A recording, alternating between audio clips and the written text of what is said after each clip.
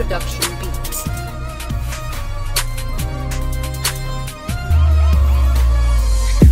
Vergessen, das Mädchen meine Träume. Wusste nicht, ob du dasselbe fühlst, denn erst waren wir nur Freunde. Wir trafen uns im Jugendhaus, damals gab's kein Insta. So verliebt, dass ich deinen Namen in mein Schultisch reingeritzt hab. Man sah uns nur zu zweit, wir waren sowas wie eine Bande. Wir scheißten auf die anderen, wir haben uns so krass verstanden.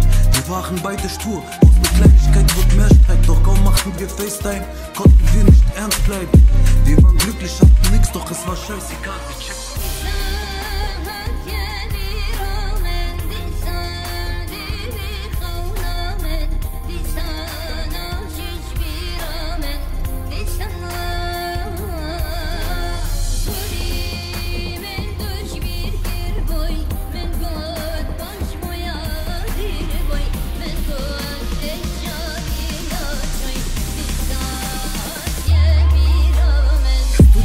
Falls ich dich verletzt hab, schick mir nur noch ein Rendezvous und ich würd alles ändern. Ich hoffe, dass du wiederkommst. Ich schau aus dem Fenster, doch die Wahrheit fickt mein Herz, deswegen lüge ich mich selbst an.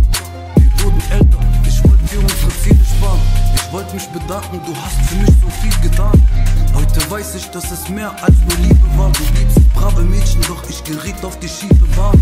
Ich hatte einen Plan, ich hab gewartet, bis es dunkel wird. Doch an deinem Geburtstag saß ich mit Handschellen im Bullrevier. Konnte dir nicht in die Augen schauen, obwohl du nah warst, weil ich genau die enttäuscht hab, die immer für mich da war. Du hast sowas nicht verdient und trotzdem hast du mir verziehen. Sag mir, wie könnte ich einen Menschen wie dich nicht mehr lieben? Ich dachte, wir beide für immer, es ist todsicher. Jetzt gehörst du jemand anderem, es fühlt sich komisch an.